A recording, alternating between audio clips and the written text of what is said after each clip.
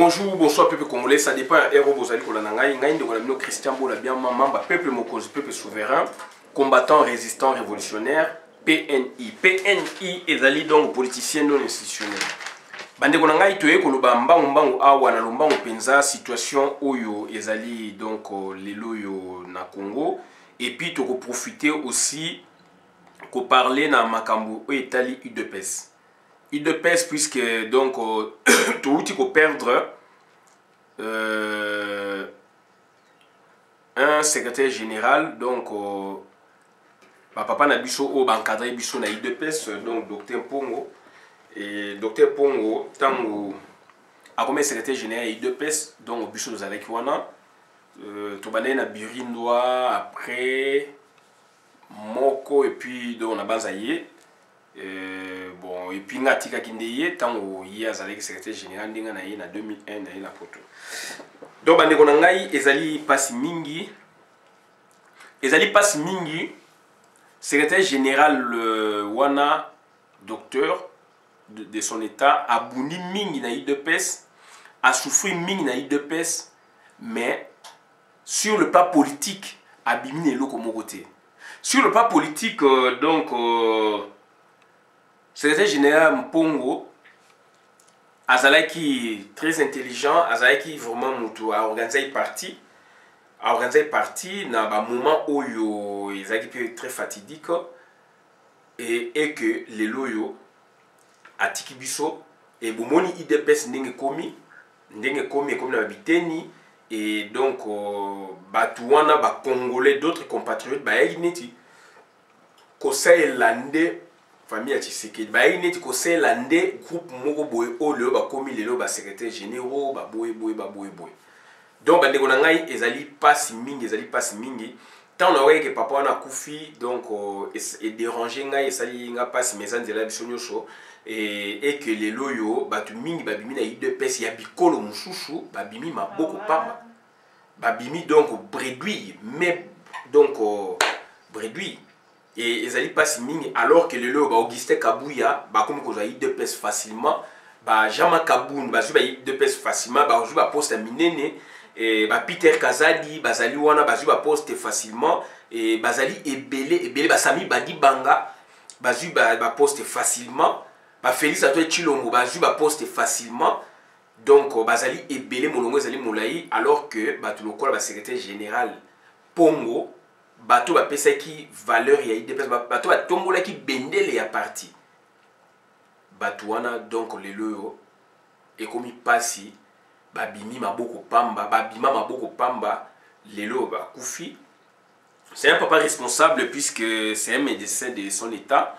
mais du moins du côté politique il a beaucoup apporté mais il s'agit que parti to bité que ce qu'on a apporté il faut récolter mais du moins il a apporté beaucoup, alors il devait aussi en bénéficier, puisqu'il est politique. Mais tout le monde politique a eu deux pèses, c'est que bah exclure bikolo mususu, ils allaient car bango na bango balou bandé, ba vandeli ba poké. Bango na bango balou bandé, ba jui ba marché. Bango na bango balou bandé, ba jui ba posté. Donc ba mususu ba juité. Nakotanga mutuloko la Jacquemain Chabani. C'est un jeune que donc j'ai beaucoup apprécié. Amemi de Pesti, donc on a élection finale. Et les loyaux, Jacquemain Chabani, Abimi, Bredouille n'a eu de pes. Mais par contre, Félix Chilombo a sali tout le tribalisme à faire promouvoir professeur Mbata Mango. Professeur Mbata Mango a commissionné député national, mais du moins, Jacquemain Chabani aujourd'hui, bravo quand même à Teng Bakelas, Azal avocat, mais sur le plan politique, Batouana Nde Moutoubakouré ko bénéficier, Jacquemain Chabani, mais Jacquemain Chabani a bimi ma beaucoup pamba. Il y a d'autres côtés, Tokumisaka Valentin Moubake, il y a eu deux pèses le peuple, il y a Zamobali. Abimi maboko pambate, abimi na quelque chose sous la main. C'est ça l'homme. Donc puisque à monaki avec un coup d'œil mususu, a comprenant qui a anticipé qui sur les actions. Tant on ba bungi ba ke kolia mbongo, bazali koloba n'importe quoi baboyi soulèvement populaire na 2015 oyo Martin Fayulu kumbelaki dans la peau. Valentin Mubaki kuna azali ko continuer na ligne logique ya UDPS bato bayebi. Papa Tshisekedi na mwana na ye donc à côté. Donc bandeko na ngai ezali donc dur, ezali pasi et lelo yo baka eze belé ya UDPS. Na koloba pona bandeko kaseti na koloba pona bikolo mususu. Ba Albert Moleka ba bimi maboko pamba. Ba bimi maboko pamba. Bazali belé wana. Babima maboko pamba et lelo donc elakisi UDPS Tshisekedi et Kabwani et c'est frité UDPS Chilombo et ça UDPS Chilombo c'est UDPS donc maman Marthe puisque maman Marthe a longo la papa Tshisekedi na UDPS devant témoin beti loboko na mesa a créé moi na oyaye donc voilà bandeko na nga lelo ezali passe mingi puisque vous allez peut travailler le na ba Rwandais. Le parce que travaille dans le Rwandais et moi quand je vu approche il y a Félix avec Kamere Vital surtout il y a Chouka alors qu'il y a un médecin compétent, un politicien compétent en Afrique du Sud, il a fait plus de 20 ans. Ça c'est Bishop Élisée qui le dit dans une de ses vidéos. Dans cette émission dont on a docteur, j'ai cité docteur Kimwana. Bishop Obéga na campus Méloman. Docteur Kimwana, il a fait plus de 20 ans donc responsable. Il y a eu UDPS en Afrique du Sud. Il est médecin là-bas. Papa Tshisekedi a Koufi, Félix a Koumé Masonde a Koumé Laki. Na moni sans rival, ba Koumé ko sa ba vidéo sur na docteur Kimwana.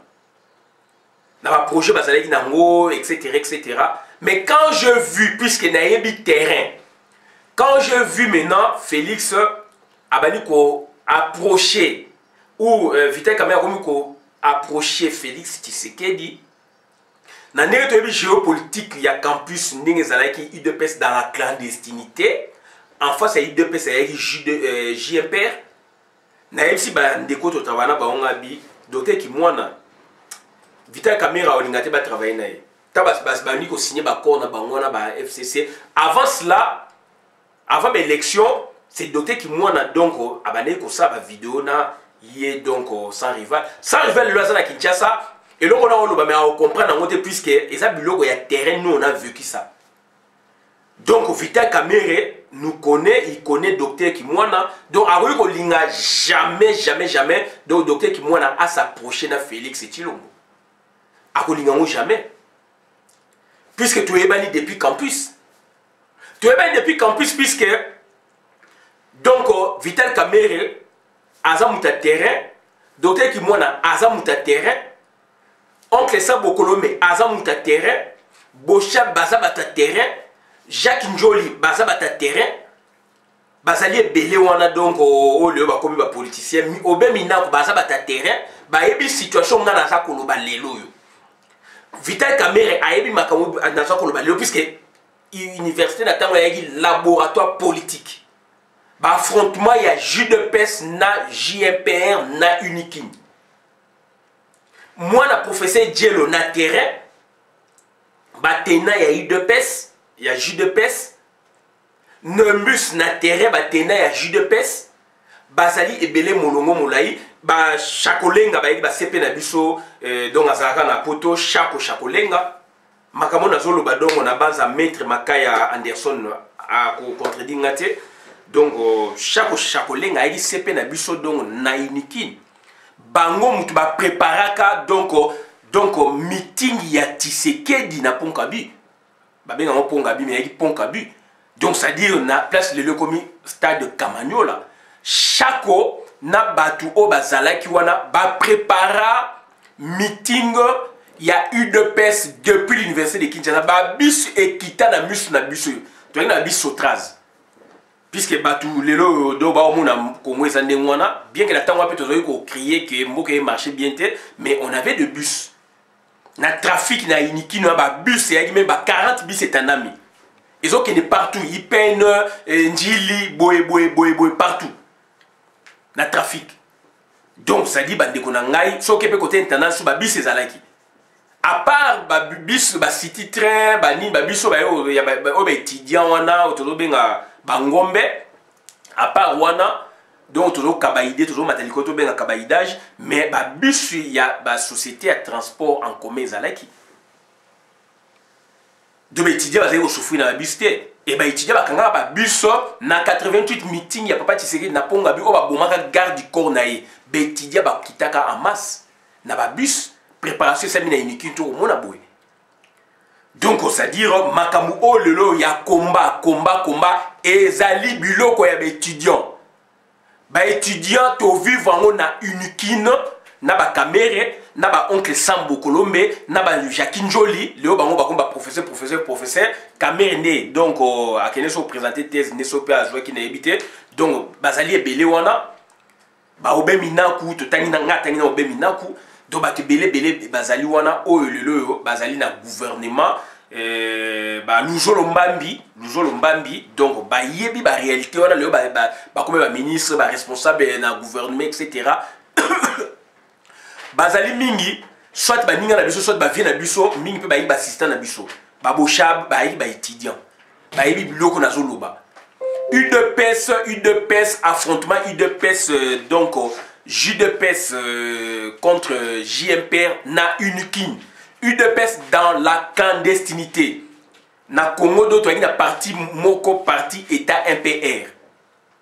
mais UDPS c'est ça coopérer na terrain na unikin na cité ba ba biloko ate ko tanga kombo ya ba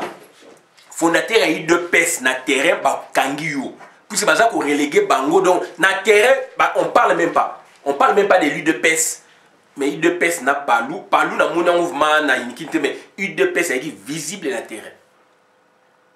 donc ba biloko wana to déjà expertise to yeba ki biloko wana déjà na unikin tant démocratisation salami to kiti siko biloko wana kiti na terrain desko efungwami na batu na terrain biso to yeba ki yango to landela ki yango sur na terrain à la base parlement début to ba créer un be étudiant puisqu'il y avait des débats ok tout ça on s'est retrouvé biso biso étudiant inikin ba musu ba ko kolobate voilà début à parlement début tout ça on s'est vanté mais to ko ba makambu solo puisque ba confusion ça trop oh boye ndeko nanga na parler bino ça c'est l'histoire vraie à longo mon ami totangi na inikin tant nga na landier ngai na bandi a on a 2005 en plein réel ko jouer ba 2010 11 na landi à longo mon ami na 2005 to tamboli awa apparaît comme mutazali architecte ya combat na Europe à partir de 2004 2005 papa Honoré Ngwanda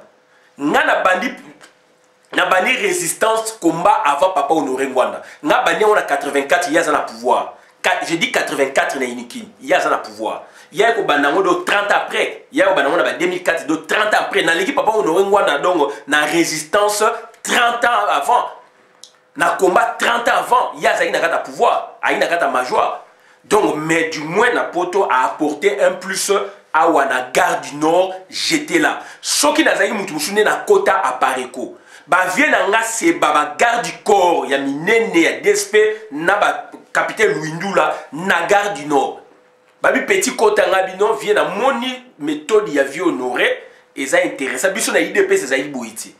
il faut la somme ba livre ba sur ba carton patron bolé fazali wana combat na Europe on a na yebi on a na moni donc mais avant n'empêche que bato babundaki na ndenge na bango mais en plein et na 2005 2004 2005 va connaître ko kufa muke et ko rebondi na ba 2010 et bandit donc ça dit élément déclenché zali apareko sorti na ngesa mi na misu na ngai mais na éviter ki ko kende na bi no ko changa kuna te ngana tike na garde no to komi ko orienter batu mingi ba ko lo ba lelo to mona bango te tant on a dit à longo na ba 2011 na suka avant na longo j'écrivais toujours ben mais j'écrivais Henri Moke azali wana naza ko bengaye puisque ba yiki ba icône quand même ya combat naza ko benga Henri Moke ayebisinga ki Christian toza na temps mingi te ya boye etala tokene boye ba journée sur le ba boye banini soki oyebi ko sa memo sela ngai j'ai fait autant de mémos ya Henri Moke naza nango plus de 5 6 par respect na ye na koyi ko bimisango te mais un jour ça livre na ko bimisango mais Henri Monke peut en témoigner ngana na obenga ye puisque ba yi bato ba yi mise en évidence na combat na bango tout ça ko benga bango soki muninga ayebi il faut okumisa ye moi c'est ma nature soki yo ndeko ni ko kumisa batu te po yo ngo mona yo eza malheureux et donc face na ngai donc au rejoindre yo game mo côté pour ngape na mutu mo tellement nature na ngeza tellement compliqué que na wela eloko mutu te na se contenter eloko oya ngai ne fort oya ngai et basta do na za bon donc ça dire Henri Monke azali wana tango batu ba ko marcher na Bruxelles na Paris parfois na ko ya menaï ma activité vient mata na gare du Nord à yebi tout ça na ba gare du Nord vient na ngai donc Loleka grand combattant azali na Lyon vient na ngai Loleka à yebi voilà bango ba okena Christian Petit photo que non to kene jour boye na mutu ba ina mutu ka to kene Bruxelles au moins na lem suzo ngai na kete to kene boye c'était ça na ba mata. Mais en 2005, il y a eu des actions. Candidat Keke, je l'ai vu. Aye Bingaï depuis 2005. Vieux Grégoire Bokoumou a donc déclaration solennelle dans rond-point devant l'ambassade Dona sur la route et l'ambassade Nisa Moukili. Dans renouvellement, il y a 1+4. Tout marcha. Dans Nini tout marcha. Vieux Grégoire Bokoumou, tout côté dans Bruxelles. Azara na RCK Kala. Azali. Grégoire Bokoumou, moi dans Njili. Yemta, Salaka Nini. Docteur Moupapa, urgentiste médecin congolais, depuis campus Azalaki. Il y a filmé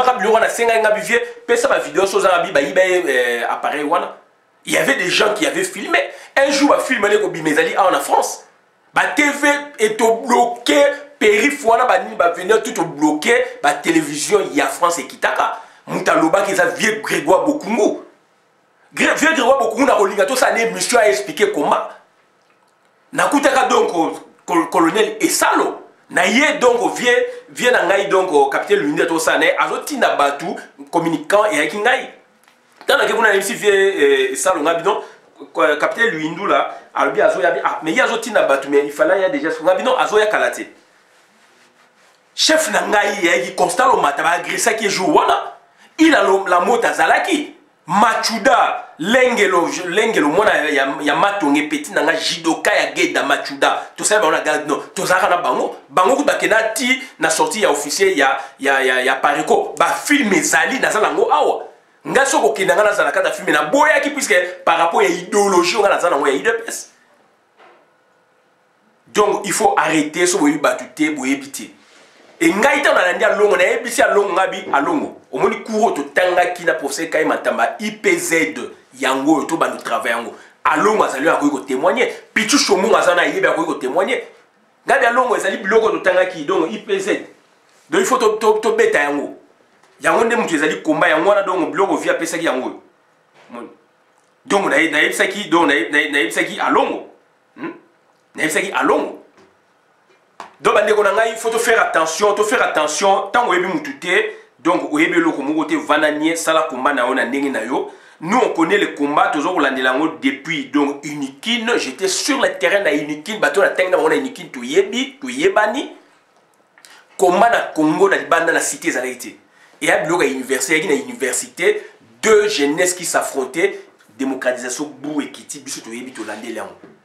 Naba docteur qui moi na ba bobo to landelango on a IDPS wana. 90 moi na Djelo grand donc juriste donc c'est-à-dire magistrat na Congo radier na université likola makambo ya IDPS. Est-ce que IDPS peut se pouvoir donc il faut arrêter donc bobunda kuma na ndenge sengeli donc mutu mutazo sa contribution na ndenge oyo yaza nango et que ba biso oyo tout ça na histoire oyo biso to za nango so bito raconter na batu et je fais le stage na UDPS. Directoire, je connais professeur Liaou quand il vient à Boston, à Yakawana, na permanence à UDPS chez papa Kibasa, na Simaïn Grand Cour. Papa donc Ngo Mangambu, professeur Nangaï à Inikin na sociologie et anthropologie culturelle, président à DSF,